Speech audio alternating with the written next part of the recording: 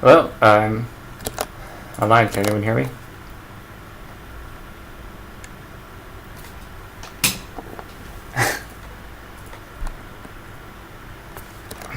Hey guys. Hello, I'm online. Can anyone hear me?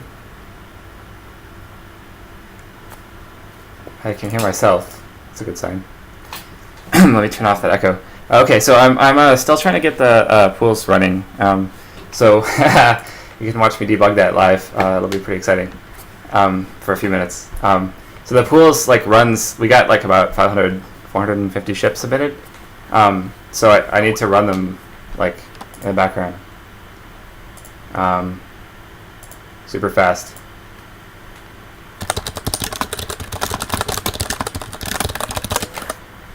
Let me see. I'm scanning. We got the guy from Deluxe here too, so I'm gonna get him on the line in a minute. And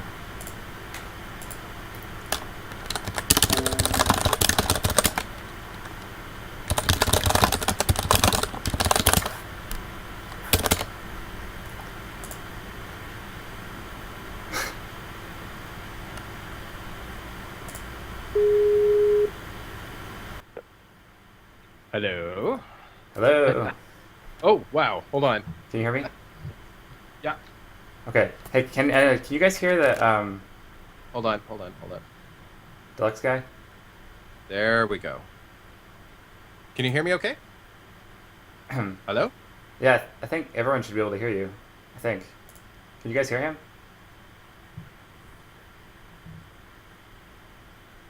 Hold on. Yes. Okay. Sweet. Can't hear Skype. Yay. Okay, so everybody can hear me. Okay, perfect. Now I just can't see what's going on here. Let me. Okay. Yeah, we gotta get that. We have this most convoluted possible setup for getting this to work. It's actually kind of funny. We had to hire some engineers from NASA to figure this whole thing out. Actually, it's pretty crazy. You guys would be really impressed. And you know what? I bet you the first 5 people are going to be comment back "Oh, I know how to do that." Yeah, I know. Everybody's got all the information. It's just we don't know. Hold on, let me see here. Hold on.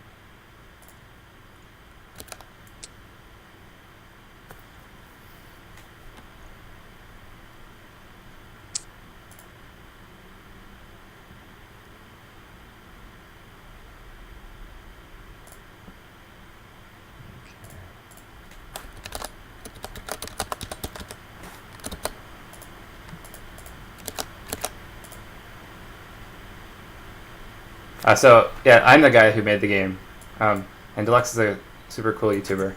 Yeah, I cannot take credit in the game. That is all Arthur. Arthur is the guy. Yeah. I just show it off. Well, it's about entertainment, right? So it's pretty much the same thing. All I do is play the game. That's it. So I'm just gonna commentate what I'm doing. Hopefully, it's a little bit interesting. It'll probably be kind of programmer intensive. I really should have fixed this yesterday or something. But it worked flawlessly last time I did this, so I thought, well, what could possibly go wrong? So basically, the game has a special mode that does pools. It runs tournaments in the background with no graphics, and it runs it across a whole bunch of threads, so it's super fast. But the problem is that of course it's multi-threaded, so if anyone has ever written multi-threaded code, it's super easy to screw it up. And I'm having the problem where it's not loading the files properly. So Arthur, you say this is going to take how long once it gets going? It shouldn't take more than about 10 minutes once it gets going. Okay, that's not bad. Yeah. Well, that's not bad. We can entertain everybody for 10 minutes. Yeah, for 10 minutes. Hopefully it will take me less than that to finish debugging it. Hopefully. So I'm looking at, are you live, right? We're live on Twitch, right? Yeah, we're live on Twitch, and everyone is watching me play around in my text editor. Hold on. Oh, there we go. You can see it, right? Yes. There we go. Okay. Yeah, so I'm just trying to figure out why it's not listing the directory properly. So I can see here. I have. Go on. No, I was just gonna say I have the delayed version. Oh yeah, right. Do you want to set up the FaceTime thing? Can you call me? Yep.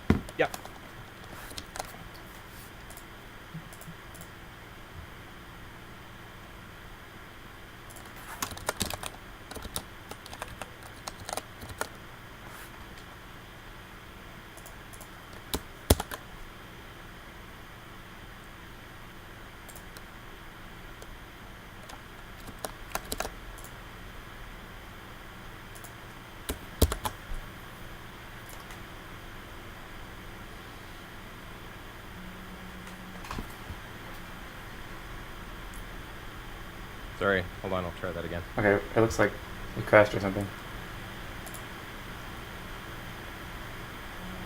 I hit the big red button that said "Don't touch me." That's what happened. Damn it! I think I did. I think I just did it again. Hang on. Wait, it says connecting. There we go. No, don't touch. Got it. All right, it crashed again. Really? Well, all right, there it goes.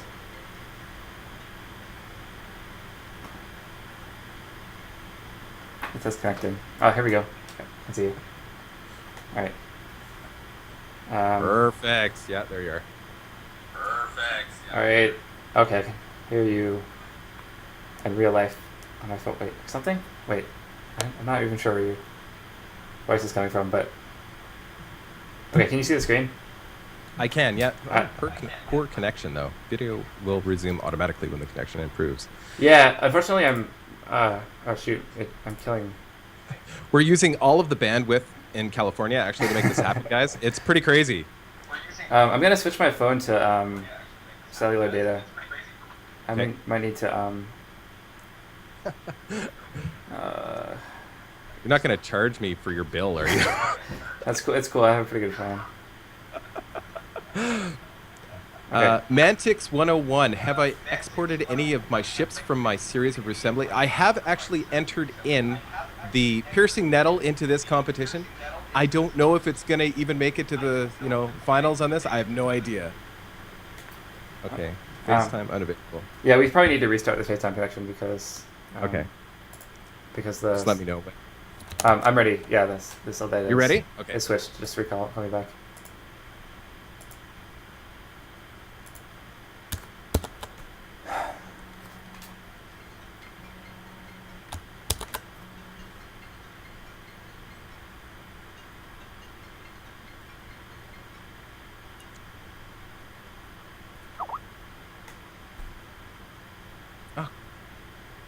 Damn it. All right.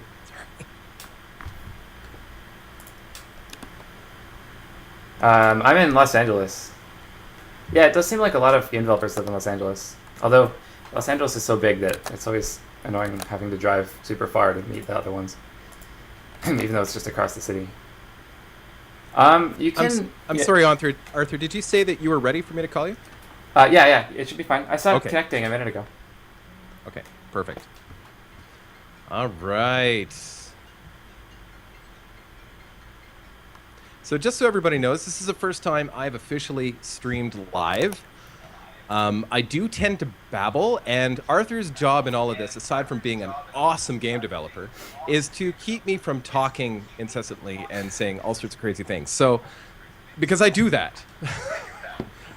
In the conversations that I've already had with Arthur, I think he's already had to pull me back like 4 or 5 times. It's pretty crazy. No, it's super good though, because usually I just have an awkward silence when I do this kind of thing. So.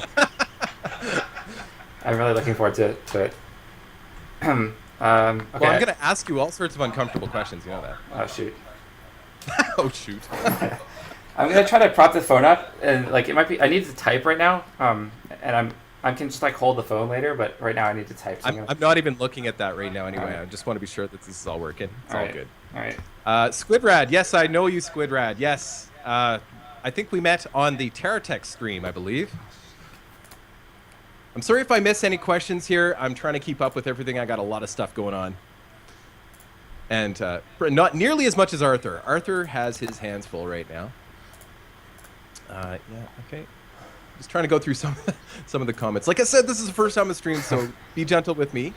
I mean, I have been on Twitch before, but like for like 20 seconds, somebody popped on and said hi, and I'm like, ah, and I ran away. Yeah, that's pretty much it. It's kind of live, huh? It's weird. It's like being on. It's like being on a game show or something, right? It is. It's crazy. Like everybody's watching you. You can't see anybody else. It's really bizarre. Yeah. But I'm used to doing lots of audio work, and to be honest, I do edits with YouTube, but I never really edit out my babbling. I just usually let that stay in, as you guys know. But, thanks, Dante00. I like the Piercing Nettle too. It's surprisingly good. I didn't think it would be as good as it is. I think it's because I just added a whole bunch of stuff on the sides of it, and it's actually quite survivable with all the extra schmutz just lying around. Typical Canadian, It's always saying A. Yes, I say A all the time. I can actually really turn on the Canadian if you want. I can really do some serious Canadian. Just in case everybody doesn't know, I am in Canada. He's in Los Angeles and terribly jealous. We are sitting at minus... Actually, it's not bad today. I think today is like 0 Celsius, so that's not bad. Oh, man. What are you at today, Arthur? It's probably about 70 outside. I had my window open earlier, but I closed it because I thought the wind noise might interfere. Right. What's that in Canadian? In Canadian? Oh, yeah, right. It's like I should... 35? I'm sure somebody knows. 30? Something like that. What is it? Like 30 degrees? Something like that. It's like warm. I mean, like t-shirt weather. What is that? Hold on. Shadow Cheat Deluxe, you bro full homo because no homo is only insecure? What? Okay. Oh. We might need to take out the bad hammer. That's funny. I don't care. Doesn't matter. Okay. Whatever. As long as they're a little hard. Deluxe rambles in its commentary. I tried to promote this tournament on Reddit. Got voted down so hard. Really? That's surprising, actually. I don't know. I really think that this is a pretty amazing game, and I hope that most of you here are here because you like the game and not because you're here because you want to see it go down. You know, like it's a pretty awesome. It's very fun. It's very addicting, actually. That's the problem. I think I've put in 70 hours on this thing so far, and it's all been on YouTube. Like everything I've done has all been on YouTube. I know it doesn't seem like I have 70 hours worth of footage, but you got to keep in mind when I do my fast forward, some of those ship builds are taking 1 to 2 hours. It's crazy how much time I spend on this game. You're doing a lot of stuff there, Arthur. Is it working? Well, not yet, but I'm hoping it'll start working soon. I think there's a race condition whereby like it's trying to load the ships from one directory and then it's trying to load them from another directory sort of at the same time, and that's causing problems. If that makes sense. Nope. I'm just going to trust that you know exactly what you're doing. So you say this is exactly like, this would be no different than us running.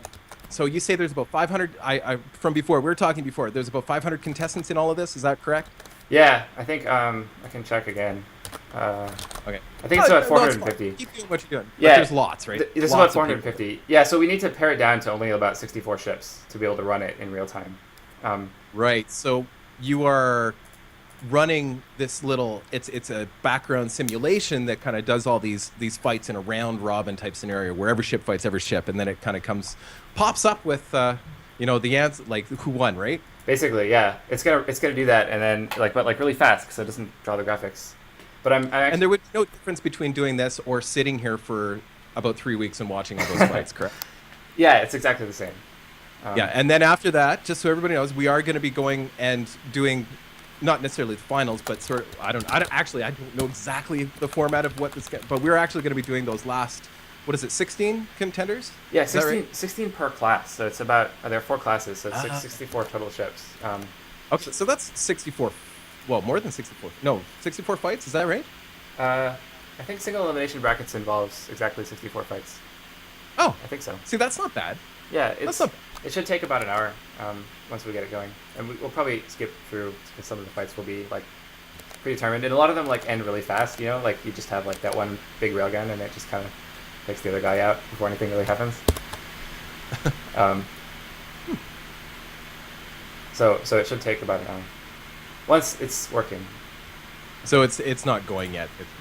No, I'm still trying to fix the code, and I'm really sorry I didn't get this ready. No, it's fine. Don't worry about it. All right, guys, I'm going to go through the messages here and see the comments and see what I can answer. I don't know if I can answer anything. I do not have all the answers.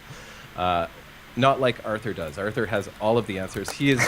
I may talk a lot, but I'm going to be referring to his technical expertise on the game. I cannot repeat to you what weapons are what in the game. Like I said, everything I've done, you guys seen what I've done. I don't play off of YouTube when it comes to reassembly. There's a few games that I do that with, where I only play them on YouTube. So you know what I know.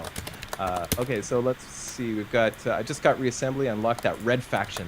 It has been really fun. Actually, the red faction, I would really like to try them. But they look pretty challenging. I'm thinking because every game I've played and I've fought against the red faction, I think that's faction 3 if I'm correct. And every time I've fought against them, they go down pretty fast. But I've heard there's some neat little quirky things about them, just through the grapevine. Yeah, we like to consider that hard mode. Hard Excellent. It's the opposite of playing Faction 4. So either Faction 4 or Faction 3, you know, you want to get two extremes of the game, right? And I've heard that once you can get past dying incessantly, like over and over and over and over, it actually gets pretty fun.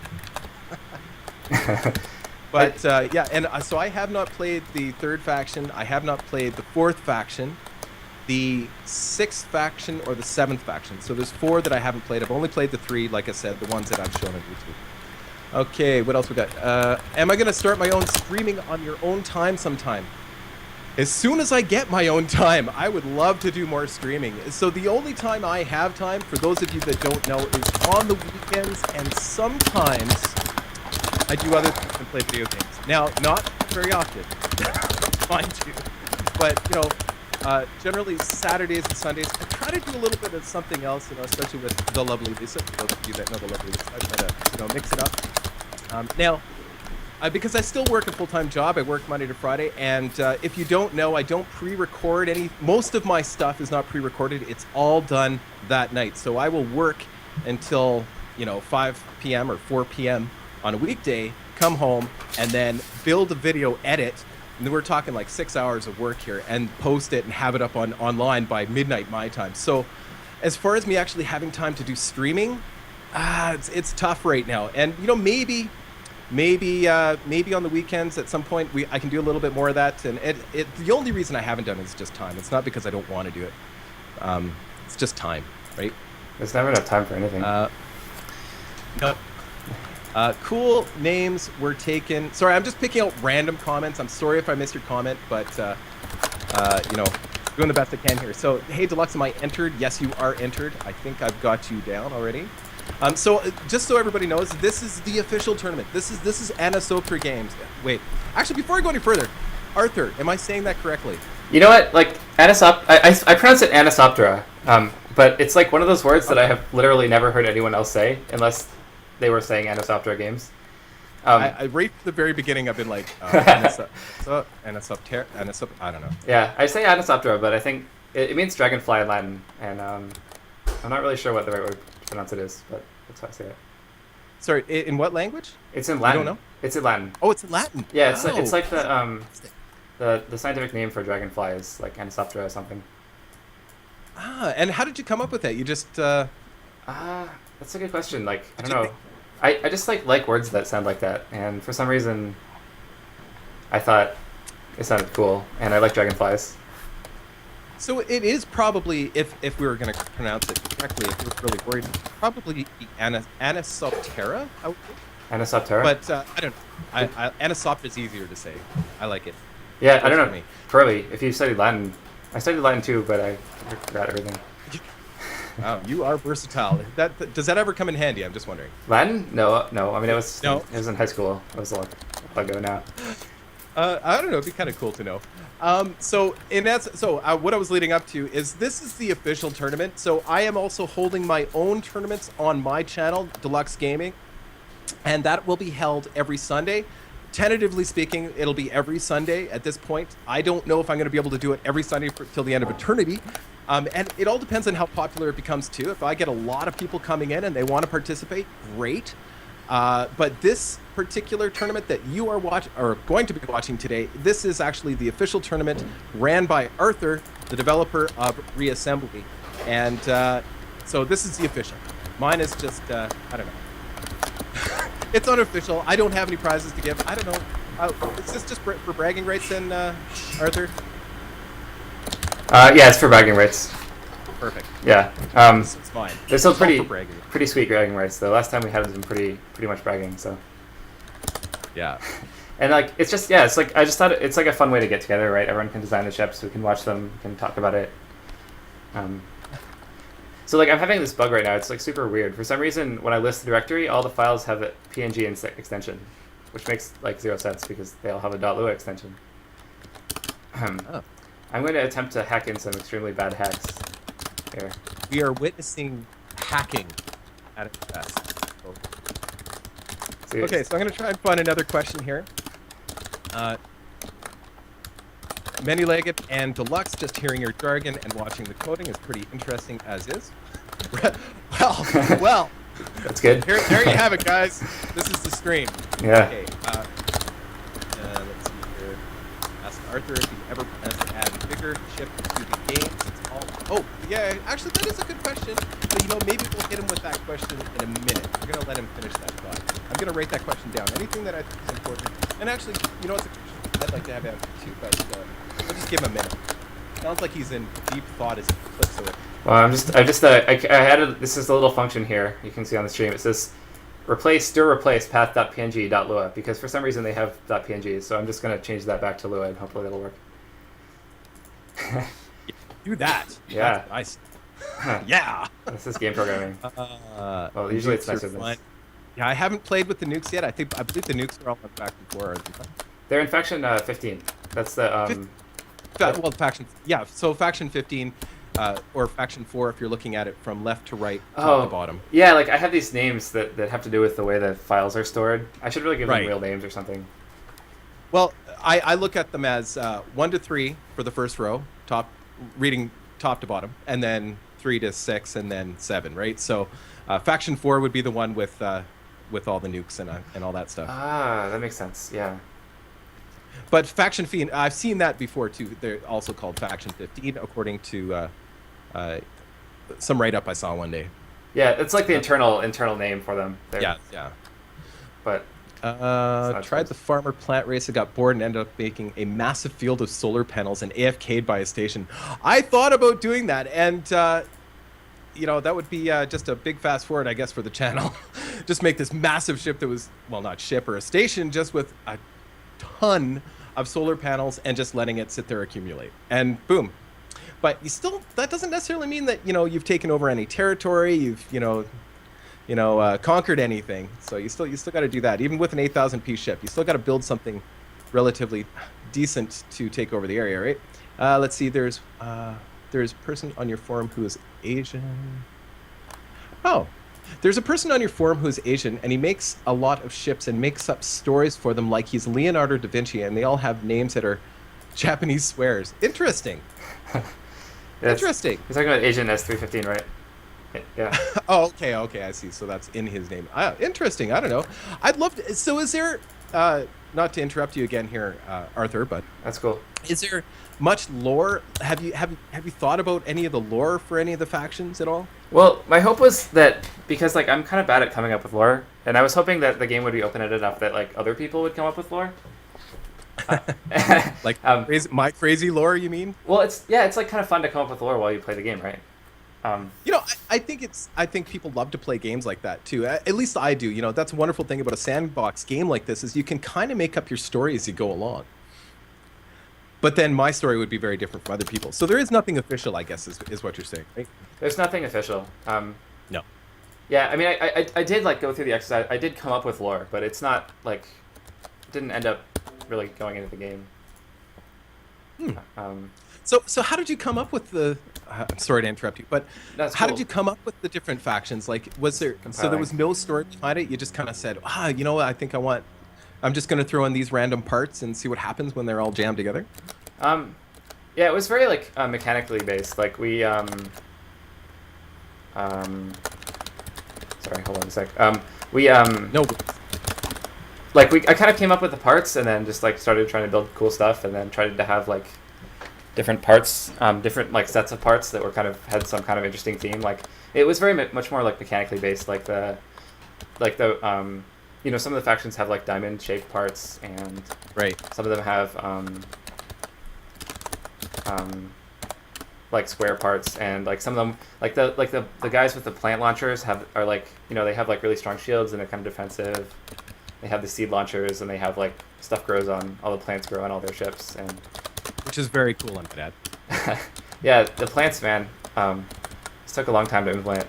I'm glad that I bet they seem to be working out okay. But yeah, it was just these guys are kind of defensively oriented, or they're kind of farmers, or and we just built the blocks and kind of built a lot of ships, and it wasn't very well planned out, or we didn't really have stories or anything beyond that basic theme of kind of farmery or kind of like aggressive. Like some of the red ships have like a lot of talons on them and stuff. They have this kind of like they're this sort of nomadic raider guys or something like that. Right. So right now, I think I have a problem with the random number generator, which for some reason seems to be causing crashes when I run it, try to use it from too many threads. And that was one of the things I changed relatively recently. Okay. And the game generates a lot of random numbers, right? So I'm Oh, I bet. I'm switching it to use the old random number generator, which Okay. is like should be pretty fast, and hopefully will fix the problem. So somebody here was saying that you are level 9,000 in typing skill. Typing skills. Well, yeah. Here's a quick way to get fast at typing. Spend 2 years spending all day typing. Oh, yeah, I bet. Yeah. So do you ever get finger cramp? I don't get cramps. I definitely get like a little bit of like my hands start hurting a little bit. Like they just kind of You hurt. stand up, a little bit of vertigo, maybe. Like, oh no. How many hours would you say that you've been sitting, or that you've sat to program in your life already? In my life, I don't know. Probably a lot. A million. A million. Crazy. Yeah. Probably. I don't know how many hours are in a year. Yeah, I can't imagine. And sorry, I know I'm bugging you again, but how long has it taken you to put all this together? The game? Yeah. I started working on it about a year ago. Really? About That's it? No, 2 years ago. Sorry, I'm trying to do too many things at once. I started about 2 years ago. Yeah, I guess that's about right. I was working at my job like for about a few months into that, and then I quit and worked on it full time. About 2 years. Wow. Oh, sorry. You said you were doing something else. You were working for another company, or? Yeah, I used to work for NVIDIA. Oh, no kidding. Yeah. Isn't that cool? I bet you that was interesting work, or not? Yeah. That's why you. I don't know. You know, it was super fun. I mean, it was like it's a cool company, and I really liked their products and so on, and it was very technically challenging. But I just wanted to do something like that would make people happy. Hopefully. Well, it's certainly making a lot of people happy. It is a lot of fun. It's pretty amazing. Like, when you went into, I should talk. You know what? I'm gonna stop talking to you for a minute. I'm gonna let you do your thing because I don't want to slow down this process anymore. And I'm just gonna find some more random questions and comments, and we're gonna heckle you guys. Okay, Deluxe, are you gonna have a baby soon? Nope, I'm not pregnant. Let's see here. I can help a bit with that. It's mostly a performance issue, Deluxe. Hold on. I'm missing part of the conversation. Okay. Will there... No, that's more... I'll write that one down. So will there be, in the future, be a limit on how many ships people can submit? Seems like spam submitting distorts your chances of getting to the finals. So for the official tournaments, if you want to submit a ship, you just go to their webpage. It's www.anisopteragames.com. I think that's right, Arthur? Yeah, /contest. Yes. And go to the forums and go to, I think it's the first forum, and it's the first thread, and it talks about the tournaments. And there's actually a link there where you can submit your ships. And it's really easy. Now, to pull a ship from the game itself, you can go in, and when you're in the edit screen on a ship, click the export button, and it will export it to your desktop. And then you can, of course, import it through that little tool that's on the website. And if you need more information on it, feel free to send me a message on the page, or maybe I can detail it on the channel or something. I'm sure there's lots of information on the forum as well. I have not gone through the forums all that well. Sorry, Arthur. But no, I'm getting a little behind there too. There's just a lot of posts. I just haven't been on there all that much. Again, it comes down to time. Yeah. Any possibility for modifying AI for ships or adding PvP? So that's something we'll save that question for later, because I do have some AI questions that I'm going to pose to Arthur. Don't worry, Arthur. No pressure. No, I love talking about AI. Well, but and the PvP thing, of course, we're going to ask about that in multiplayer. But he's come this far. I'm sure it's crossed his mind. But we'll ask him more about that later. So just keep in mind that it's on my queue here. So be cool. There's a loading screen. Sorry, and I'm sorry if I missed your question. Just keep asking because I do miss things sometimes. Leaderboards. Oh, that's interesting. I will ask about that. You know what's great about doing stuff like this, Arthur, is you're going to get questions from people about things you hadn't even considered. Yeah, I know. And people love somebody was just talking here about leaderboards, and that'd be kind of cool. After these tournaments, have a little leaderboard right on the forum. Of course, you probably don't have time to do that yourself, but getting some of the people that watch these tournaments to actually set that up would be kind of cool. For sure. I think we had when I finally finish fixing this thing and run the pools, it'll generate a bunch of web pages, which will have like rankings from the pool and like a little picture of the ship. So that'll be up. Really? Yeah. I think the rankings from the last ship tournament are still there somewhere. If you click on the September 22nd seating, you can see you can see the top ships and like the who won against who and so on. It's kind of cool. Getting a little bit of feedback there. Sorry. Is my mic? Is there a problem with the mic? I don't know. No, it's okay. Okay, Deluxe pregnant confirmed. Nope, not pregnant still. No, I do not have any children. My wife and I, Lisa, the lovely Lisa, as many of you know, we did have a child. This is kind of a sad story, and I'm not trying to make everybody sad, but I don't give a lot of myself on YouTube, but since you guys are here, I'll give you a little bit. My wife and I, we did have a child. We had a little boy who got sick when he was about 5 years old with acute myelogenous leukemia. We lived about 3 years in a children's hospital until, unfortunately, he passed away. So that's where we stand with children right now, and that's, maybe one day we will try again, but, yeah, that's that. Sorry, not trying to change the mood or anything, but we're going to share something. Gosh, I'm sorry. Let's see, what else we got here?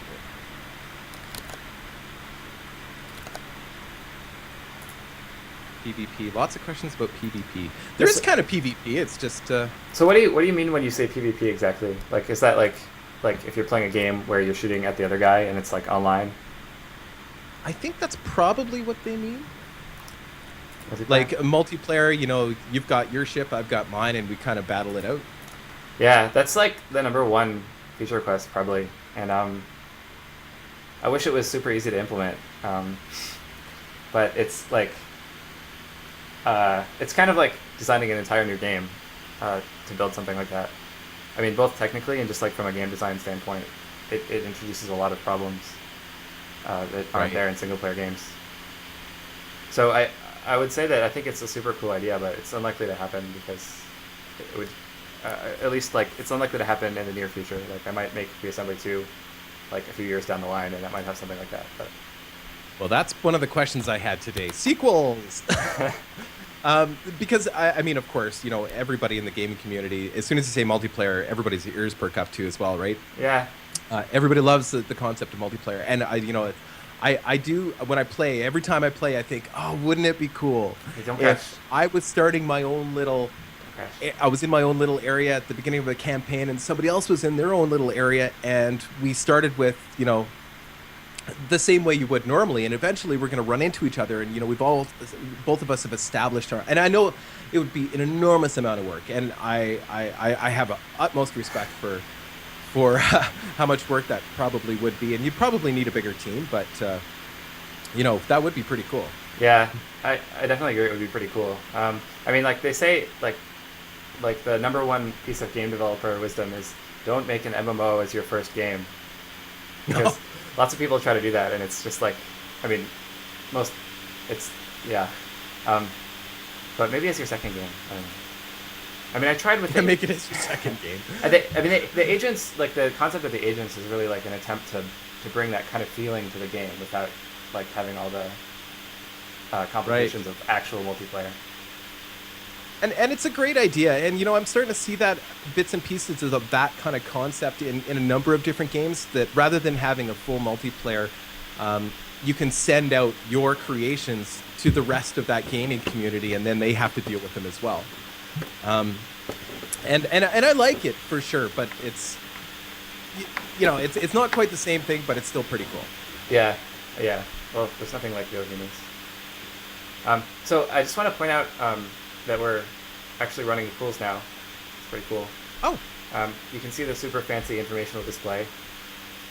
It says Interceptor 7:258/319. So I think that means that we're 81% of the way through the Interceptor bracket. And you can so now this is all running automated at this point. Yeah.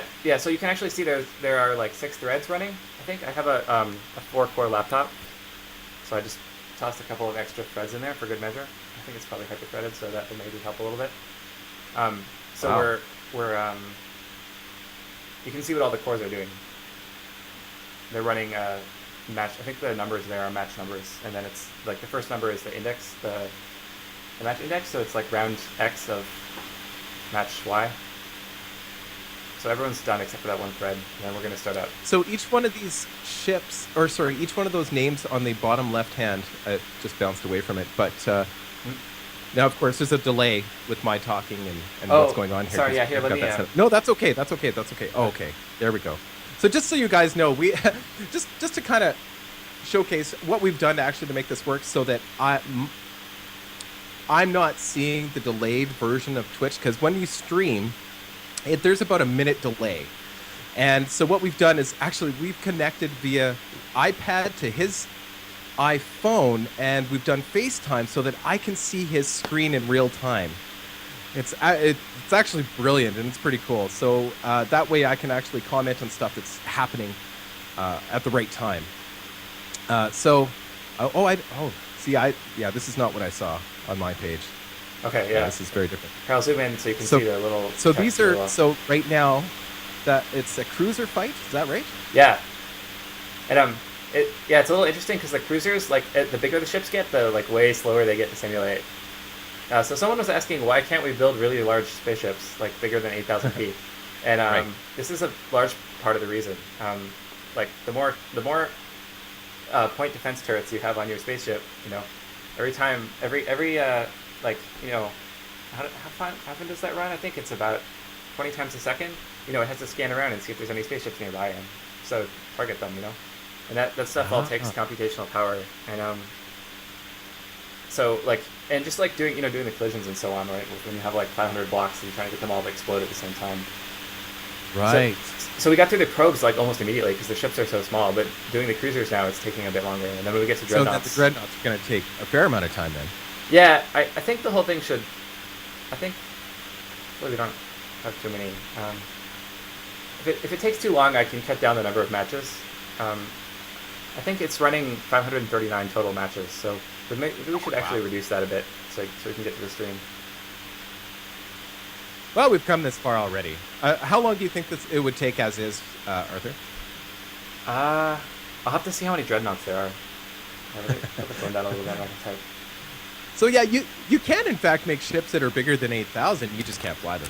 Well, you can actually make them. There's like a CVAR that controls that, so you can make ships as big as you want if you're brave enough to change the CVAR. But I just won't guarantee that your game won't lag more than Right. And I've just I always forget that fact when I'm playing, and I'm just starting to remember that. Oh yeah, I can make ships that are big, and I've started playing with that a little bit lately. It's been kind of fun. Wait for Lex and his wife. What was that like? What? Okay, never mind. On to the next question. I should not read them out before. I should read them in my head before. Have you considered... Oh, interesting. So question, have you considered adding some sort of difficulty increase every time the player goes through a wormhole? Something as simple as increasing the P count of enemy ships per sector. That's an interesting idea. Kind of adding some progression to the game as you move from galaxy to galaxy. Yeah, something like that could probably work. I think it does that with the agents a little bit. Like the agents when you first start a world, the agents are like all going to be pretty small, and then they get a little bigger. But like, do they become more aggressive? Do they become more aggressive as well? Because I've noticed that maybe it's just me, or maybe just lately they've become more aggressive, and maybe that's some of the changes that you've made with some of these patches. That's true. Yeah, I introduced that change, I think, with I can't remember if it was the run right before release or if it was the one recently, but the agents definitely they start out kind of slow, so they won't capture too much territory when you're starting out. But once you have a lot of Q, they start to speed up. Well, I can remember it was just a few episodes ago. I was actually being chased across the map by agents. It was crazy. I actually had to leave the galaxy. Oh, no. I don't know if that's intended, but it was really exciting. Actually, I really enjoyed it. So the agents came in, they destroyed everything. I mean everything. Just cooked it all. And then I'm like, well, I'll just go over here and start building. Nope, they followed me. So I started shooting across the map, and I could see the little arrow, the red arrow on the map, changing directions as I moved further and further north. It was hilarious and terrifying at the same time. So I appreciate that. That's good. Yeah, I think people, sometimes they have really good experiences and with the agents. Like they're kind of a little bit randomized, right? So it's not always perfect, but I think sometimes it's like really good. And it's always yeah, it's super fun for me too. I like that it was a different experience. I think that's what I appreciated about it, is that sometimes they're kind of passive, and you come in, you hit them a couple times, and they back off, or you back off, and everything's fine. And then other times, you hit them, and they turn around, and they just start walking through you, right? Depending on how tough they are. So I like the variance in the experience, which is kind of cool. Cool. Yeah, that's good. So let's see if we can find another question here. If you send an agent with a factory, do they start... actually, that is a good question. Do agents actually build any ships? So it depends if you're like right next to them or not. The way the game works is that like when you're right next to the agent, they behave like exactly like all the other ships, right? And like largely according to the same rules as the player. So if the agent is like sort of in like basically like if it's right next to you, if you see the red arrow, if it's like basically on screen. It's like a little bit farther than on screen, but almost on screen. Then they use the factories as usual. But if you're like really far from the agent, then it kind of approximates it.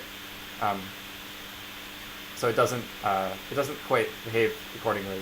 So I think the factoriness or not factoriness doesn't actually matter in terms of whether the agents spread themselves. They spread themselves regardless of whether they have factories or not.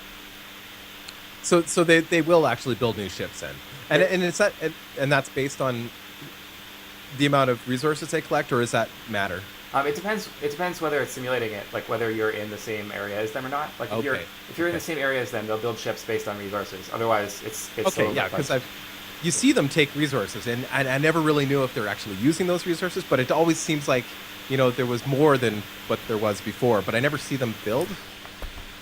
But maybe it's just I'm not being observant enough. That could be it too. Yeah, I mean, in general, the AI ships try not to build ships while you're shooting at them. Unlike me, I do that all the time. Yeah. What are you talking about? I thought that was a tactic. Well, yeah. Wait until you're vulnerable, then build something, or change ships. That's what I do. Yeah, right. I know. That happens to me a lot too. Oh shit. Yeah, so the fan noise is coming from my laptop, which is currently. I was wondering what that was. Using all of its computational power between streaming and running the pool. So we're 81. We're 81% through the cruisers, and then I'm going to reduce the number of counts for the dreadnoughts so we get through that a little faster. So it's just okay. A few more and minutes. You can kind of do that on the fly here, then. Yeah, I'll have to restart it, but I can on the okay. fly, meaning editing a few config files and so on. Okay. So, and by reducing the amount of dreadnoughts, that's just the amount of contestants? So what I'm going to do actually is reduce the number of matches. So, like, say we had 10 contestants, and then if we want to run everyone against everyone else, then that's like probably too many matches, right? It's like 10 times 10, which is 100. But if we have like 100, it's like 10,000. We can't possibly run 10,000 matches. So actually, it runs everyone against like a randomly selected number of other spaceships. Right. So like, and I think that number is currently 11. So it's like we have to run 11 times as many matches as there are spaceships. Okay. So that's interesting. So is that strictly based on the computing power that you have then? How fast that's operating? Yeah, it's basically a knob that I turn based on how much time I have to run a tournament. Right. So usually it would be a little bit more time than this. Well, I mean, it's still way more efficient than you know, doing it the other way. You know, actually playing the game and having 500 contestants fight each other. You know, however many times, right? Yeah. So I have another question here. I just caught my eye. Sorry if I'm not catching questions. I'm just doing the best I can here. But question: what is your favorite color, and what is your opinion on the Spanish Civil War of the 20th century? My favorite color is blue sometimes, and then sometimes it's green because I vary from day to day. Spanish Civil War, I really don't have an opinion, but war is a bad thing. Another question: what if wormholes were locked by a boss 7,000 to 8,000 piece station that usually requires a fleet to take out? Actually, they kind of do that already. Wormholes usually kind of have a conglomeration or congealment of bad guys sort of sitting around it. I've had some easier situations getting into some wormholes, but I've also had some trickier situations. Definitely gets hairier near the middle, for sure. Okay. I think wormholes spawn defense fleets the same way that stations do. Oh, they do. Okay. Yeah, they're not Okay. huge. They're not huge. They're just like the station fleets, not like agents. But Okay. I saw one question about why can't my Steam friends like share the ships agents with Steam friends more. That's something I'm definitely planning to implement. It's like a server-side change. That would be pretty easy. So they just like make sure that if you have Steam friends, one of them is always an agent. Actually, that would be very cool. I really like that idea. Because, of course, I want to see my friends' ships more than I want to see anybody else's, right? I just think that's a really great idea. Even if they're small or, you know, it's not really highly developed fleets, I'd still rather see my friends' ships, for sure. Yes, I have entered in a ship. I've entered in the Piercing Nettle. As I said before, I don't expect it to do that well. It did pretty good on my little mini tournament, but, you know, I don't know. I expect that the people that are entering ships in the Anisoptera official tournaments are going to be of a different standard than what I've seen so far. Not to say that the ships that were in the first tournament of mine were bad. It's just these. I think the people that have been sort of linked to the forum and part of Alpha and sort of with you all along, there's going to be some pretty intense ships, I'm guessing. Yeah, I expect them to be pretty cool and pretty well tuned. Because we've had several tournaments before, and there's several alpha testers who have become very good at this. And I know we have a million new players since the release, so I'm really excited to see what comes up. I'm super excited. You know, I've seen bits and pieces of some of the tournaments that you held on YouTube, of course. Now, I didn't spend a whole bunch of time watching, but just the caliber of ships, like they don't even compare to anything that I've made. You know, these are some of these ships. You know, people have spent hours and hours and hours fine tuning. You can tell. For sure. Okay. Cool Rune 206. How do you enter? You're going to need to go to the Anisoptera website. It is www.anisopteragames.com, and go into the forums part of the webpage, and I believe it's the top thread, and then you'll find another thread with. I could put the link up. You know what? I'm just going to put the link. You can up. put the link up, but yeah, the entrance for this tournament are closed though. Well, this tournament is done. Oh yeah, I guess. And you don't want them to use that same link then? Yeah, you shouldn't submit right now. I should really change the website to say that it's closed. It's closed. But it'll be the same link, so if you want to bookmark it. Okay, yeah, so just I'll put up the webpage for Anisoptera Games, just so it's easy for you guys to click on. Just give me a sec here. I'm sure somebody's already done it like 5 times. But gonna do it anyway. Oh, I'm not even logged in. Is that possible?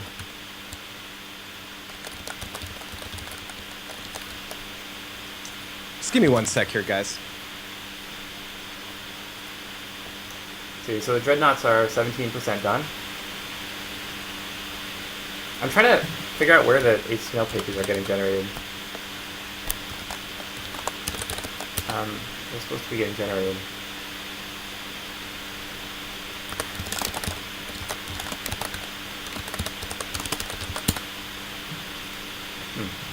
Well, I can always put them up later.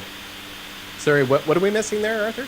Oh, the well, when it runs the pools, it's supposed to generate a bunch of HTML pages that will tell us like who fought who and which matches they won and so on. Okay. But I'm not. It doesn't seem to be getting generated for some reason, so I'll have to take care of that later. Or I just can't find it, but whatever.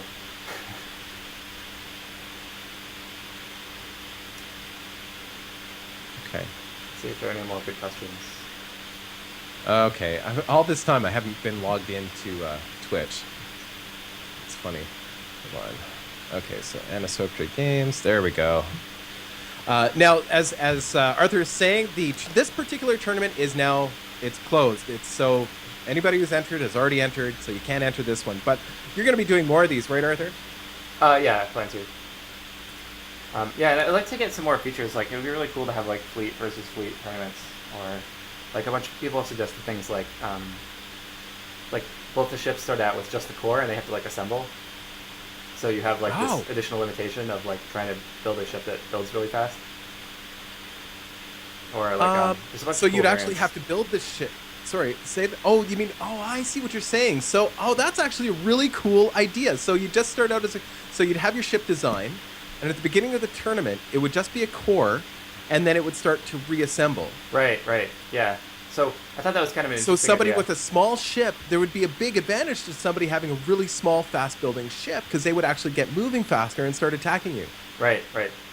Oh, that's brilliant! And of course, that would add the added interest in putting things like strategically located engines and such, so that you could actually start moving right away.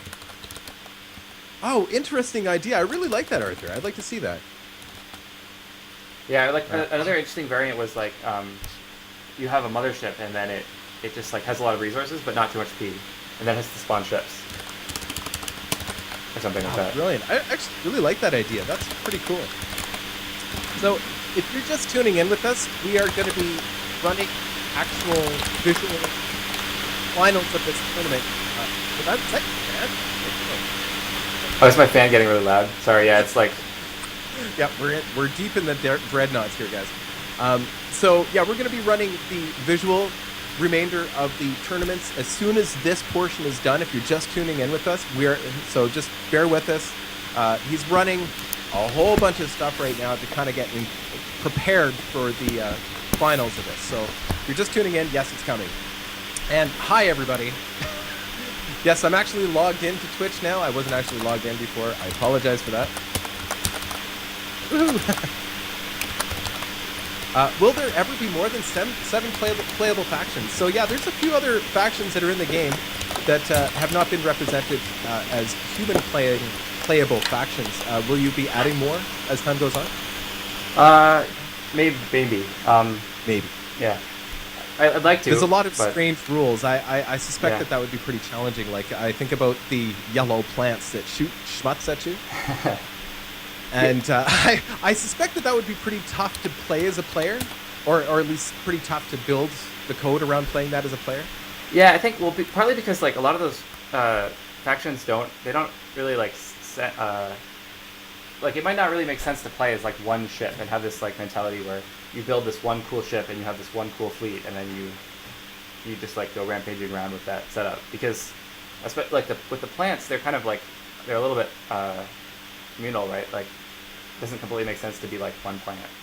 You might want to right. You want to be able to like spread the plants, or like you can be like one seed, but like you kind of want to be able to spread them, and like if one seed gets killed, it's not really a big deal, right? Right. So that would be pretty cool, though. I really like the idea of like taking over an area, like making it so that nothing else can enter. Yeah, I really like that idea, and you can kind of do that a little bit. I mean, well, by building stations and just having lots and lots of resources for you guys. Like in the faction that I'm playing right now, which is faction 2, I believe, the one with the solar panels and the seed launchers and stuff.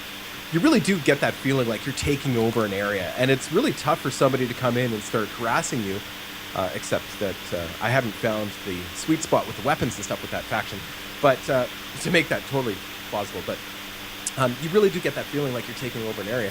But it would be really cool if you were able to shoot off those seed launchers to produce those plants that also kind of defended the area for you, that didn't shoot at you. Yeah. I you know, No, just yeah. kind of neat.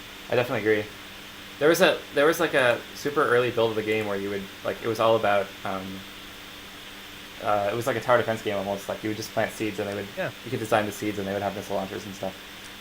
You know, that kind of reminds me of another title, Euphoria. I don't know if you've ever heard of it. Oh yeah, I've definitely played that game. Yeah, that game is great. Yeah. Yeah. I actually really loved it. It was it's a pretty simple game, and I'm not trying to sell other games here, but you know, I actually the first time I played Reassembly, it did kind of remind me of that. You know, you're almost playing like these little seeds, and they keep planting all over the place, and then they grow and they become these little creatures that you can use to take over new areas and replant themselves and take over new areas, and kind of a neat little concept. Actually, it was a great little game.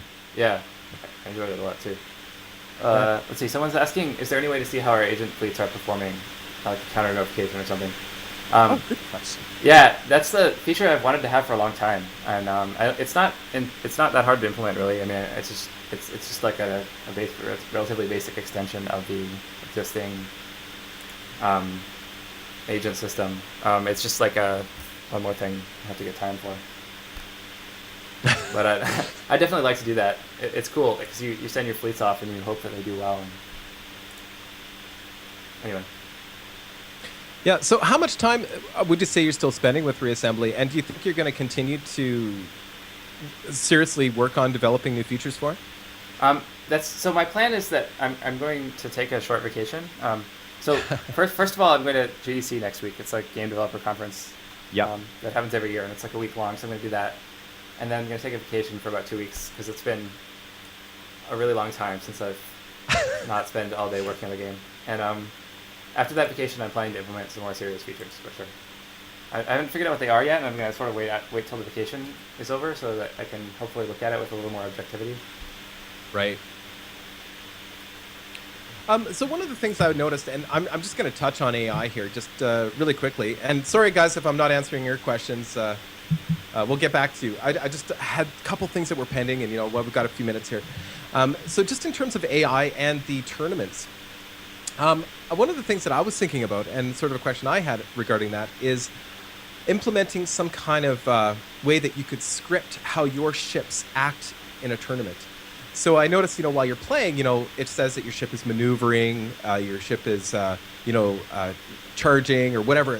You can see those actions, right? Mm-hmm. Now, would it be really difficult to maybe add a feature where you could attach to a ship, if it's going to be in a tournament, sort of their behavior in that tournament, so that they will try to get around in behind the other ship or do something fancy? Yeah, it's definitely possible. I think that sometimes people underestimate how complex the AI is, and also like how reactive it has to be to the type of spaceship you have. Right. So this is one of the main problems with something like Reassembly, is that the AI is it's dynamically dependent on how your spaceship like looks at any moment. So like if half of your spaceship gets blown off, it might make sense to switch strategies. And it's like which half exactly gets blown off is kind of a complicated thing. So I think that's sort of like generally like more control over the AI is one of the top feature requests, and I think I'd definitely like to do something there, because there are also many cases where the AI is clearly doing something dumb, and there's a lot of like certain kinds of ships are very hard to rate AI for, because they have these very decisive encounters. Like we've had this problem a lot in the past with ships that have a lot of proton swords. It's like a super powerful short range laser. Basically, like they have one chance to ram the enemy and then destroy them, and if they miss, they're gonna die. It's all over. Yeah. So it's like it's really hard to write AI for that sort of thing, because it's like, is it right now? Is it the good time to go? Like, because sometimes like they really do need to dodge, right? If you just completely turned off dodging, they would just dodge. They would just fly right into fire, right? So you want to like dodge around a little bit, and when an opportunity opens, then you want to attack. But anyway, yeah, I think that's something I would like to do. Well, just because it's something that I noticed during the tournaments, and of course, I'm sure you've sort of seen that, where you sort of build a ship with something in mind, and they do something completely different. Yeah. And some ships are. I mean, of course, in a tournament like this, with this the way it is, you're building the ships to do what the AI does best, and that's move forward and attack as quickly as possible. That's the impression I get. And so you're building ships around that, but it would be kind of cool to also have that option to say, well, maybe I don't want my ship to do exactly that. I want to go in full reverse and continue firing or something, you know. And I've seen ships do that too. Yeah. It's actually, I'm really impressed with the AI overall. It would just, you know, maybe a little bit more being able to add some of that customization. Not that I'm trying to add more work to your plate, of course. No. Well, no. I mean, it's good. Yeah. I always appreciate feature suggestions, even if they do translate into work. But I mean, it's fun to work on it, right? It's fun to write AI. It's just like striking the right balance. I agree. That's right. Or, you know, even setting up, rather than having something that you could, you know, script manually, like just have a few options, like have 3 options. Your ship design will try to maintain as far a distance as possible. As much as it possibly can, based on the fact that it's fully intact, and it'll try to stay as far away as it can, or it'll try to get as close as it can, or it'll try to circle around the ship if it possibly can. You know, just having those 3 options, and you just click on one for each ship or something. I don't know, just a thought. Yeah, for sure. Let's see if we can find another good question here. So somebody was asking whether or not you're going to implement any kind of Cool Ruin 206 asking whether you're going to implement some sort of planets or suns, or will the entire galaxies remain asteroids forever? Yeah, maybe a galaxy isn't really the right word for it. It's more like a big asteroid field. Yeah. I mean, I like planets and suns. Like, it would be kind of cool to have gravity or something, and you could like orbit around the planet. But I don't know. I think probably it would be better to spend time on other things. Especially because we can't really realistically simulate something like a planet anyway, in any meaningful way. Like, you could have a cool planet in the background maybe, but having something as big as a planet in the world, it would be like bigger than the whole galaxy. So Reassembly 2. Yeah, maybe in the future. Super Uber DLC. Yeah. Super Uber DLC. Yeah. We'll have black holes and quasars and quasars. Neutron stars. Yeah, that would be really cool. Well, you kind of have black holes, sort of. Oh yeah, not really. They're like I guess. I mean, the wormholes black are holes. black holes. Kind of black holes. Yeah. There's okay. Yeah. No, you were Rune Raid 156. No, you were not an hour late. Well, you might be an hour late, but we haven't quite got to the point where we're actually physically doing all of the visual tournaments. That's coming, so stay tuned. It's coming. We're just trying.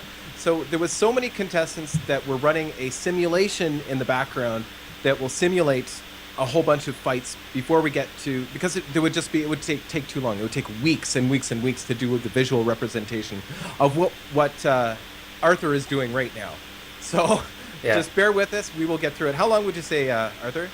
So we just need to wait for the dreadnoughts to finish, and then I think we need to rerun some of the earlier ones a little bit too, but that should be pretty fast. The dreadnoughts are taking a long time because they're really big ships. I don't know. I'm hoping maybe another 15 or 20 minutes, something like that.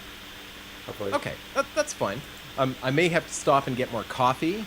Yeah, me too. Because it's almost that time. So I'm going to do that right now because I think wash and break is in order anyway. Okay. So I will be back with you guys in a couple minutes.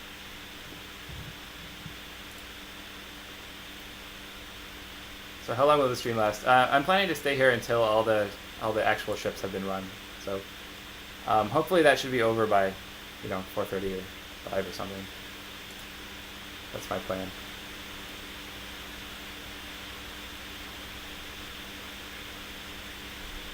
I guess I'll answer some more questions while Rob is gone.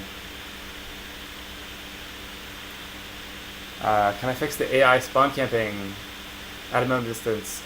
There's a mechanic where like the spaceships, like the AI, the stations will go into sort of like it's dangerous mode and they turn yellow, and then you don't spawn from there. And that's intended to fix that sort of thing. But it apparently needs a little bit of tuning, so it's definitely something I'm going to be looking at. 63%. I wish I had a faster laptop. This would go faster. I think someone was asking earlier about performance in GPU versus CPU, and yeah, the game is mostly pretty CPU bound for sure. and it's interestingly performance-wise compared to most games because the actual simulation of running the game is what we spend almost all of our CPU cycles on. Most games spend almost all their CPU cycles and GPU cycles doing graphics, and we do that a little bit, but just like doing the physics for 100 spaceships can be kind of slow.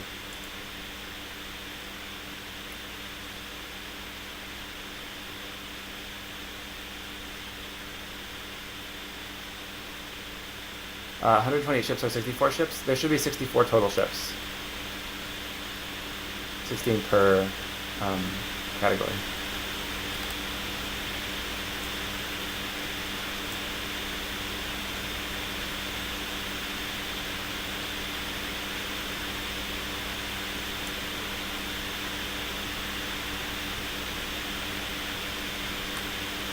Watching random number generator tournaments.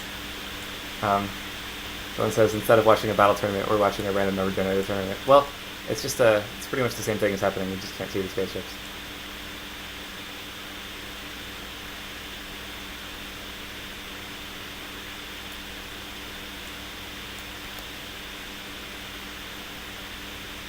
I can see 64%. I think I'm gonna go make a coffee really quick. While we're out here, so I'll be right back.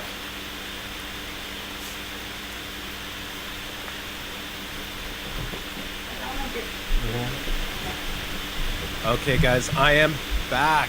All right, so it looks like we're still pushing through all of these dreadnoughts.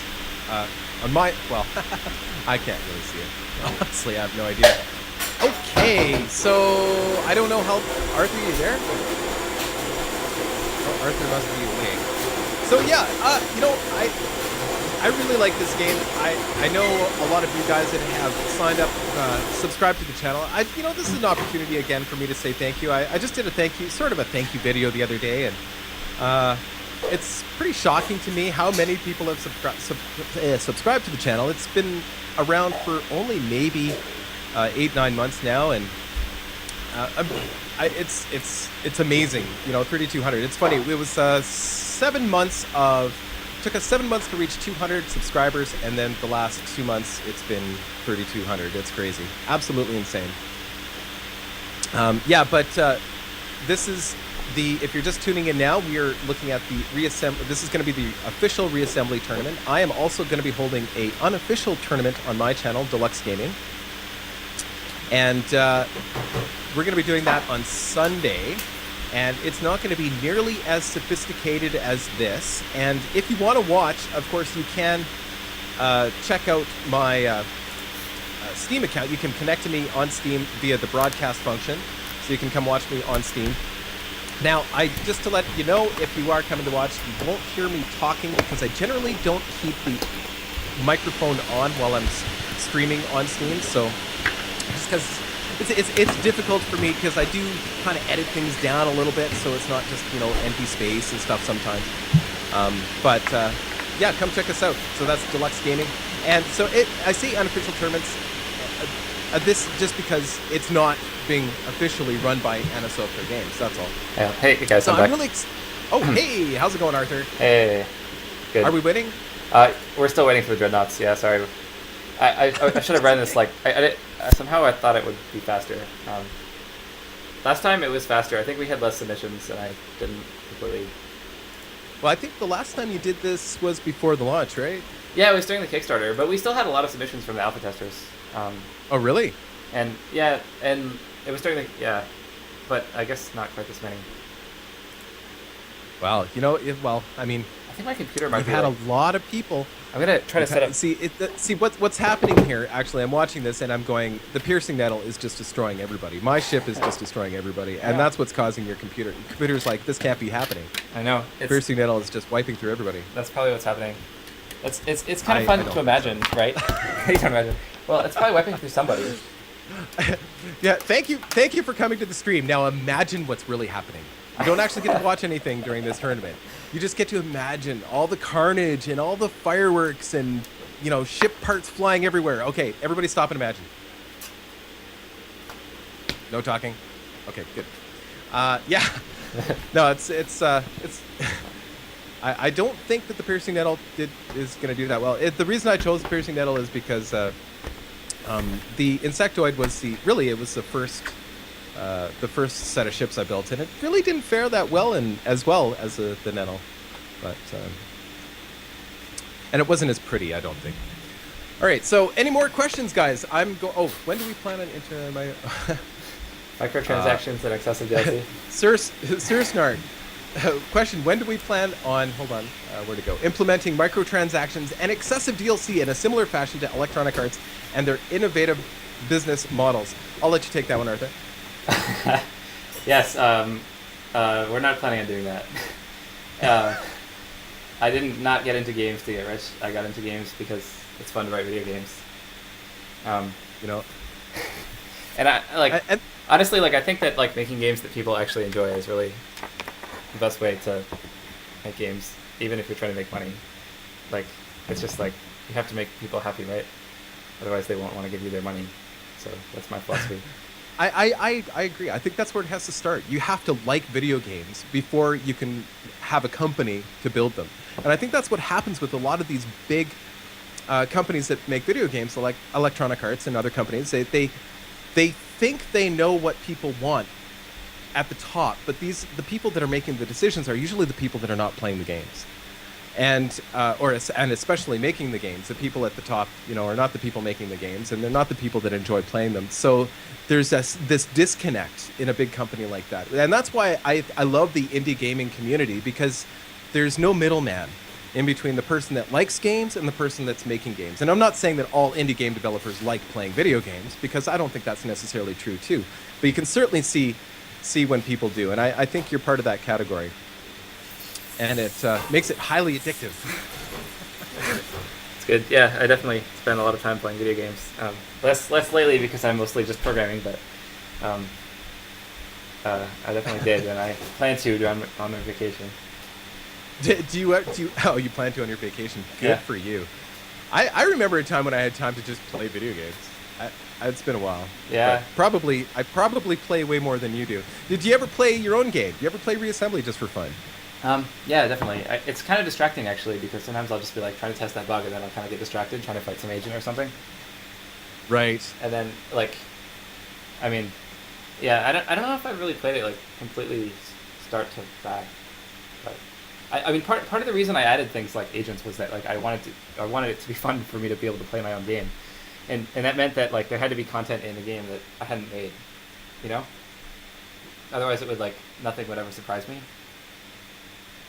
Right. So I was trying to design this game that would be fun for me to play, and it would generate content on it, sort of grow on its own. See, and that's what I'm talking about. You know what you want to play, and if you yourself know what you want to play, there's got to be somebody else like you that wants to play the same thing. Yeah. And that's what makes a good game is your own passion for games. And you see so many people coming into the industry that fake it, right?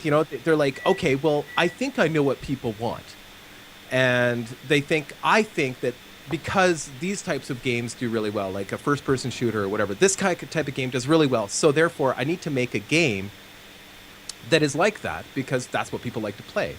When in fact, they don't even like that kind of game. Where and it just there's a disconnect, right? So this is really cool. Another quick question from Egawag. What advice would you give somebody for making a game? Especially in a situation like yourself where you're all by yourself. Yeah, it's kind of hard if you're by yourself. Okay, wait. I'm gonna. This is taking too long. I have a better idea. Let's just run the probes, and we'll finish that, and then we can run the probe tournaments on the stream, and that'll be fun. Okay, perfect. And then we can finish the other things maybe a little bit later. So okay, so I got that set up. Okay, so for making a game, it's basically at some level it's as straightforward as just making a game that you like you know how to program, and then you think something would be fun, and then you just build the thing that you think would be fun, and then you keep iterating on it, right? You build some little thing, and then you try to you spend 2 days building something, and then you see if it's fun or not, and then if you find some parts of it that are fun, you can expand upon those, and then you just kind of keep doing that over and over again. You spend like a week working on the next version, and then you spend a week working on the next version, and it's really important that you show all those intermediate game parts to people. Right. Like I had these alpha testers. Like I mean, before that I was relying on my friends and family and stuff who were patient, but I had these alpha testers who I'm sure some of them are here who've been like helping me test the game for about a year now, and that's been like incredibly invaluable. Like just like having people that will play the game and will give me feedback, and then they have all these good ideas, and I can add the ideas, and then can just improve the game gradually. And I think also like seeking out game developers in your area, especially if you're local. I mean, if you're working by yourself, like trying to find people that are nearby, and then just like go hang out with them and show them your game, and they can show you their game, and you can play their game, and they can play your game, and you can talk about games together. And I think that kind of thing is really helpful. I mean, you can go to conferences too, but it's nice to have people that you can see every week or something like that. Do you have a fairly big community of developers that you talk to all the time, that you get ideas from, or online even? I have a community. I mostly talk to developers like in person that I know. I know probably about 20 game developers or something in Los Angeles, and I know like a bunch more like anecdotally. There are various events that you can go to. But like just having a few people is really nice. Like if you're working by yourself, helps you feel less lonely, and you can share marketing tips or. And have you done absolutely everything yourself, or was there some stuff that you contracted out? I mean, I contracted out a bunch of stuff. Like, I did all the programming myself. That's like the only thing I did all of myself. Like, a bunch of the spaceships were built by other people that are in the game. All the right. Okay.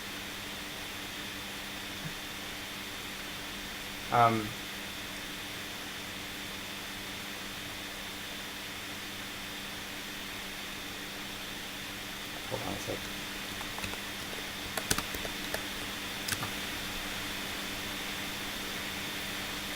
A bunch of the spaceships, a bunch of like the Steam, like the logos on the Steam thing were designed by someone else, and a bunch of the like sort of marketing related things like emailing YouTubers was done by other people. So is it just people you already knew, or is it somebody that you reached out to?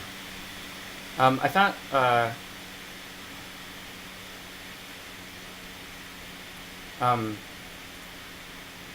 Colin. So I found that you talked to Colin earlier, right? Yeah. He reached out to me actually. Sorry, I need to stop talking for a minute so I can fix this bug. No worries. Sam Bones, yeah.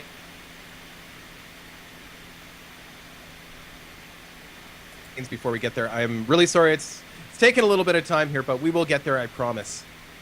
Right. Until then, yes, use your imagination. Pretend there's a lot of cool stuff going on the screen, and lots of neat explosions, and it's coming, guys. It's coming. It's almost ready. Yes, it's almost ready. Wait, let me see if it actually finished. It might have actually crashed actually after it finished. No. Dang it.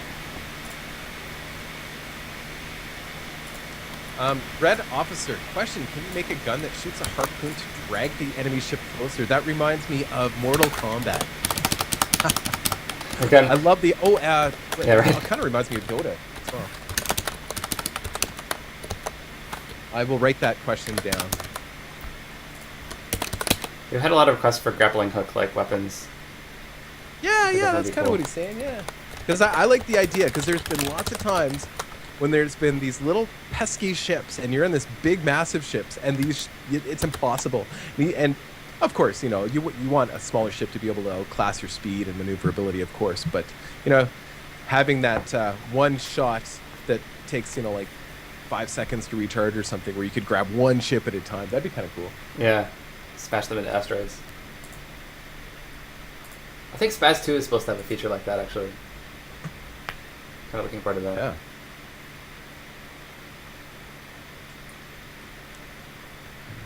Oh, what was the best and most funniest bug that you ever had? That was from that guy you know. Oh gosh, there was a really good one. Did you ever have? Yeah. Mm-hmm. I had a whole bunch of good ones, but the probably the best one was one of the alpha testers had figured out how to manipulate the editor so that it would create you could create a ship with multiple cores. Oh. So but it was amazing because what happened was that like when he started like when his ship got damaged and then started reassembling, like each core thought it was like the core, and like miraculously instead of crashing, the cores would just like split off from each other and like reproduce, like each one would grow into a full spaceship. And then but then as they were growing, And like, then when it split, did it do it again? yeah, it would split again. So it was like this amazing cancerous growth. You know, and of course, like after about like a few seconds, it just completely filled the screen up with garbage and Crash. and the game would become completely unplayable. But it was sort of like And your computer starts smoking. Yeah. yeah, the computer starts smoking, and I mean it was it was definitely a bug, but it was kind of awesome that like that kind of like that a bug would lead to cancer. You know, because cancer is like this kind of bug in our genetics, right? Where the cell gets programmed wrong, but like if you have the spaceship that's programmed wrong. I just thought the like analogy was pretty great. It's funny. Everybody's trying to connect me on Steam or Skype now. That's great. Oh shoot, sorry, I didn't mean to expose you like that. No, that's fine. It's totally fine. I'm just so everybody knows, I don't spend a lot of time on Skype, so if I don't get back to you, it's not because I don't care. I do care. If you want to get a hold of me, the best way to get a hold of me, of course, is on the channel, Deluxe Gaming, or on Steam, of course, right? And I am Deluxe on Steam. Arthur, he's elusive. I don't know how to get a hold of Arthur. Arthur? I mean, you can email me. He's like the shadow. The shadows. I spend a lot of time like responding to emails and stuff. I'm sure you do, actually. Okay, oh my god, it finished. Oh my god. Oh! Okay, wait. Yay! Did it actually work?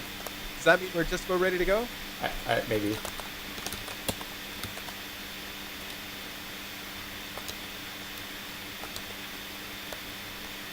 Super exciting. What the hell? What did it do? So are you... actually, I can't see what's actually happening in real time here right now. It's okay. Yeah, I'm just looking at log files. It's not very exciting. No worries. Okay, let me see if I can find another question. Okay. Want reassembly?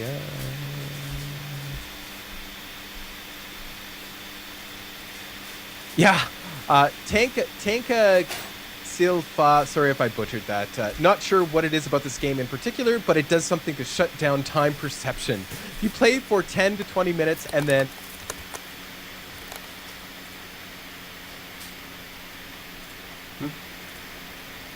20 to 30 minutes long of reassembly. But you got to keep in mind that there's a lot of fast forwarding, and there have been nights where I literally end up playing for like 5-6 hours, and then I compress it all into a half an hour video. It's ridiculous.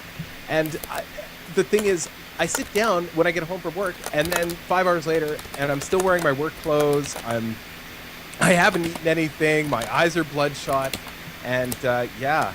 And that's why I have like 40 videos of reassembly on my channel, because it's that addicting.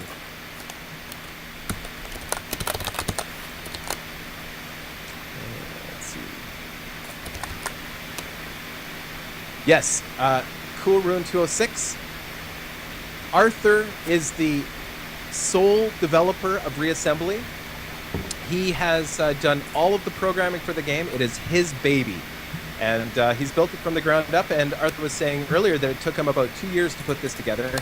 It's an amazing feat for one person, but of course, I'm sure his social life, his love life, and everything else has been sacrificed to make all this happen. And we appreciate that, Arthur.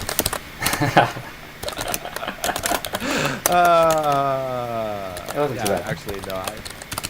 I really thank you. I know it's been a lot of sacrifice, but you know, good games are hard to find, man. Yeah, and I just wish I could. I just wish I could get the tournament programmed on time here. I'm glad that people had fun with it. It was definitely fun for me to make.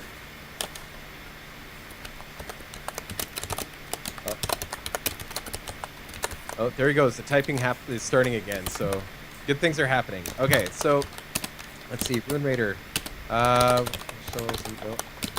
Shovel some driveways to earn enough money to get reassembly. I think that's a great idea. especially if you live in Canada, please feel free to come up north. We're in Edmonton, Alberta. There's lots of driveways to be shoveled, and I'm sure there's lots of people just donate tons of money to make that happen. I'm actually pretty jealous. Arthur, birthday. Can you make it possible to add pieces of memory? Question: can you make it possible so that when you add pieces, it can manually draw draw a line towards each box, and if it doesn't fit, it can glow red. Can you say that again? Can you make it possible so that when you add pieces, it will manually draw a line towards each box, and if it doesn't fit, it can glow red. I'm not quite sure what he's trying to say there. It seemed like I think I kind of get what you're saying. Just like more debugger output as to why things don't connect. Basically. Yeah, maybe that's it. And actually, a question that was posed to me on the channel the other day that's kind of sort of related. Now, those of us that do play reassembly and spend a lot of time building ships, we've noticed that when we're putting together a ship and we're trying to create symmetry, which I think most of the time most of us really try to do because it's really pleasing. Symmetry is just a really pleasing thing to have. Mm-hmm. A lot of times when you're putting a ship together and you're trying to make one side attached to another, it seems like you're always off by like a quarter of a millimeter. Yes, I'm Canadian. Millimeter. What is that in American? We know about millimeters. A sixteenth of an inch. It's like so slight that, and you just can't get it to fit. It's just off was that intentional? I'm just wondering. Like, I mean, is it part of that mini game of trying to make things connect? Yeah, I mean, I think the frustration is obviously not intentional. The part about like geometry where like you have to think a little bit about the geometry. You're trying to fit an octagon in or something. You can't. It doesn't just like neatly fit to a grid, and you have to, and so on. Right. That part is definitely intentional, but it does.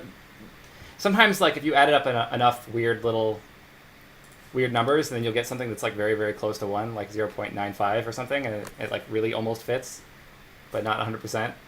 And I know it's annoying, and well, that part's not intentional. Well, no, Yeah. for sure. At the beginning, I found it quite annoying. Because I'm trying to. I have a vision, right, of what I want to put together, and of course, when pieces don't connect, like so, if you have one side, and it doesn't end up connecting to the other side, it actually affects the integrity of the ship because it makes it so that if the one piece gets shot off, an entire side will come off. You know what I'm saying, right? Yeah.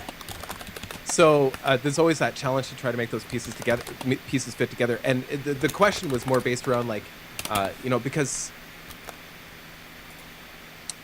it's almost like that's the challenge is to make all of that work. And now you start to learn how to get around that, and that you make sure that you're building in such a way that it doesn't need to connect together, and it'll still maintain that integrity. But sometimes, man, it sure would be satisfying just to have those two pieces fit, and it seems like it never does. Yeah. Well, I'll keep working on it. Oh no, it's fine. It's just, I feel you're... achieve that perfect symmetry. And you know what? I think that's part of the appeal of the game, right? The challenge of the build. So, as much as it's like, oh, sometimes it's really frustrating, but at the same time, it's like, okay, but you're always fighting to try and make that work, right? So. Let's see here.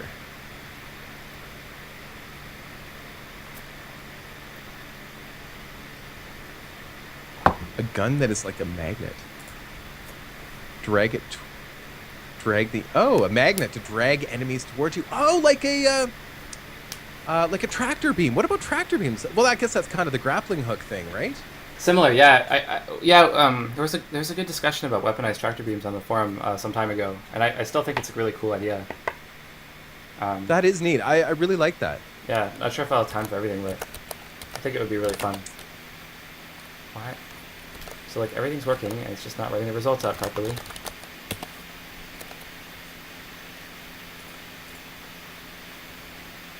Okay, I'll be back in 5 minutes. Mm-hmm.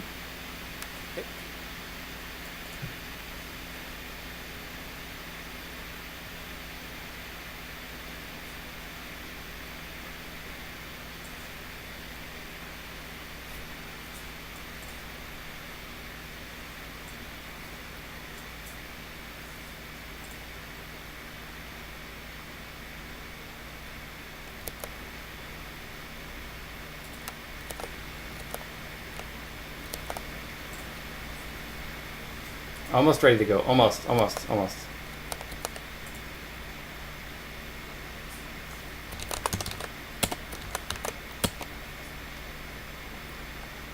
It has figured out the winners. There's like some slight problem in writing out where the winners are.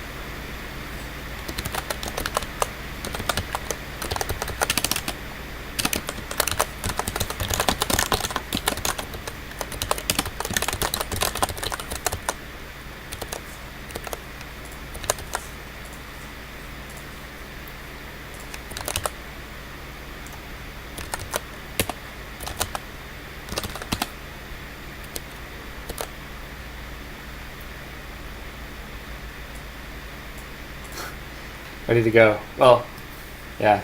Well, we're fixing the problems one at a time. I'm actually working on the game source. The tournament mode is kind of built into the game.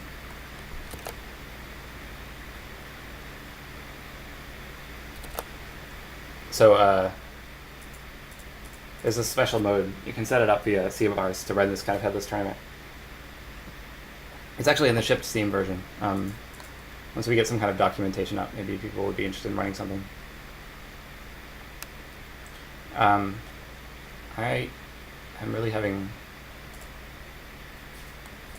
trouble getting the copying to work, so I think I may just manually copy the probes over since we know who was winning. Let me try this one more time.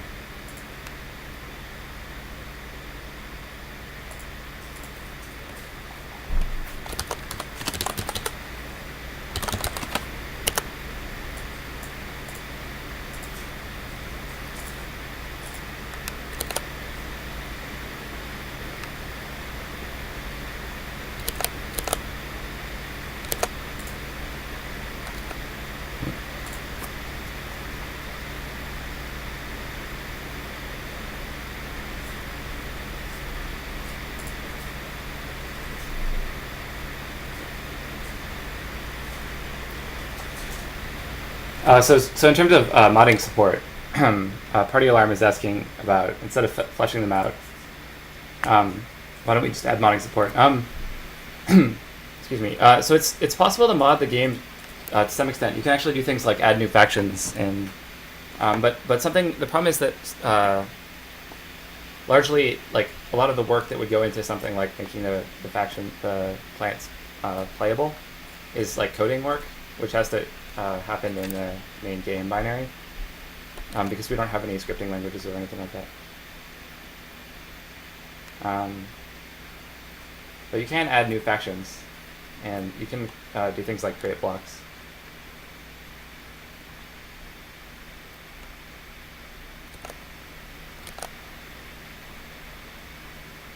Deluxe is on a break right now. He'll be back in a few minutes.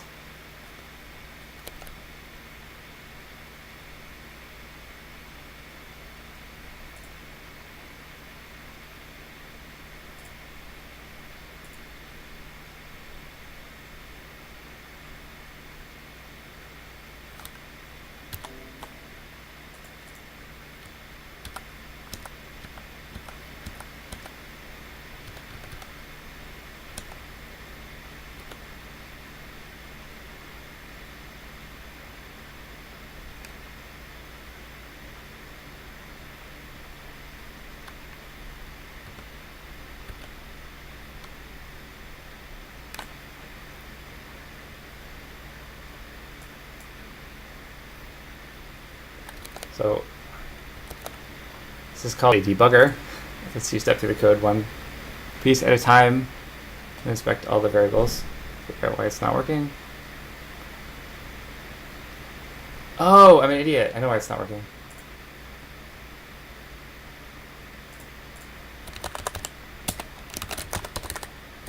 It's cleverly writing all of the output to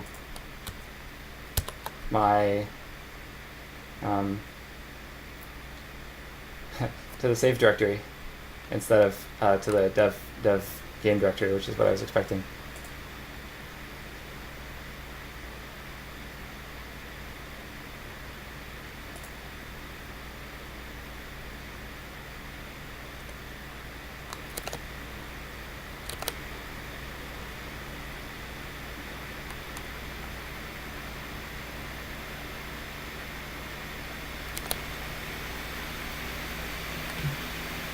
All right, I am back. How we doing, guys?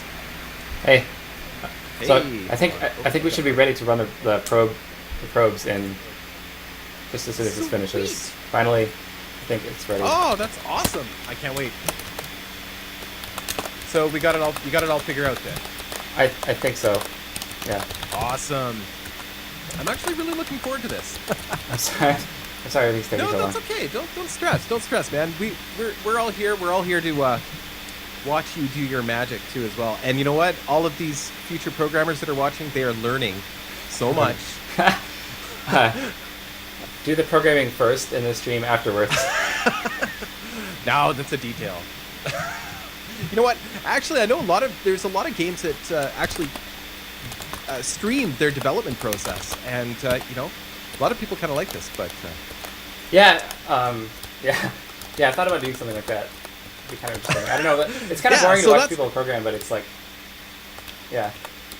so yeah, so just we're changing the theme of the stream. It's actually dev programming of reassembly and / tournaments. So yeah, Okay. All right. I half think and half. Okay. So that part finished. We're watching the actual probe tournament. I think half and half. It's the true game developer experience. Tractor beam. Yeah, a lot of people really like the idea of a tractor beam, and I really like it too. I think that'd be. How difficult would that be to implement? Not too bad, really. We already have tractor beams for resources. Hey, it's working. Oh Look at yeah, I that. guess yeah. Oh, it's working! Yay! All right, cool. Okay, here, let me set up your FaceTime thing so you can actually see what's going on. Okay. So up to now, guys, I have been talking about stuff that I can't see yet. Or sorry, I've been delayed. Or no, I don't know. So and if you're just tuning in now, so I actually have an iPad in front of me, and Arthur here has a iPhone, and we're actually doing FaceTime. And I'm actually watching the game through my iPad and watching the screen, like his computer screen, so that I can see the up-to-date stuff, because Twitch has a little bit of a delay on it, so Well, it's kind of fun. There's some kind of It's a little blurry. I don't know if it's blurry. Let me see if you can zoom in. It's a little blurry for me too, because like this one drone launcher ship here, the drone launcher ship is spinning at like some ridiculous velocity, and like it's spinning so fast that like the particle streams are like you can see the individual particles super well. But you know, as long as I can see the whole screen, it's good. Actually, I can probably get the gist of what's going on. I think for the most part. Yeah. So yeah. Is this an actual fight here? Yeah. So there's it is. There's that here. Let me close up. So there's the fly ship. It's got some railguns, and it's like okay. So is that the name of the ship, the Fly? Yeah, the Fly. Okay. And then what are all those numbers? Is that just when it was? Oh, the Fly wins. Okay, wait, my cat is on the desk. The Fly wins! Yay! Finally got the drone launcher. So the numbers, you can see that that's the timestamp actually, which is showing up in there for some reason. That's the timestamp. Yeah. Just so you guys know, I can't see the whole screen all at once sometimes, just because you guys are seeing the full screen. I can't see the whole screen in real time all at once. But yeah. Okay, so I guess this has started then. Yeah. We should almost have. We should next time we gotta have music for this. Oh right, I know. We should have reassembly music. I don't know why it's not playing. Assembly music. Yeah, we should. Can you turn up the volume on this or no? It's I have to start it separately. I think I don't think tournament plays music, but Maybe in a minute I'll turn it on. It's just kind of an interesting typical battle though, because there's like the drone launcher with the drones. It's trying to get away from the guy with the railguns, right? Because the drone launcher has the range advantage. It's kind of a war of attrition. We'll see who lands more hits. So, and in the last fight, sorry, I couldn't quite see it. Is there a way that you could, Arthur? Sorry, is there a way that you could put down the phone? Like it's supposed to holding it. Yeah, is there a way that you can kind of mount it somewhere somehow? Is it moving too much? Yeah, it's pretty blurry. Or there, if not, that's fine. Is it a blurry problem or a vibration problem? Vibration, and every time it moves a little bit, it tries to refocus. Oh, I see what you're saying. Yeah. Let me see if I can find a box that's the right size. This is a technological achievement here, folks. Okay, my headset is connected to the computer. So I can't move. No, that's fine. If you can't, you can't. That's fine. That's fine. Let's see if I have a bowl of, I have a paper towel in range.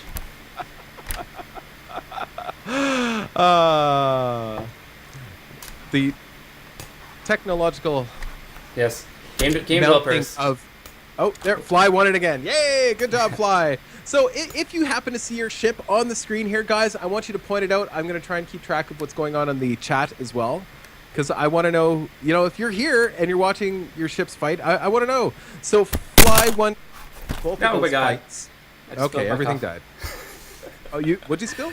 I was. The phone went flying. I don't know. We can now dispel any mystique of game developers as being masters of technology. I was attempting to prop up the phone using a paper towel,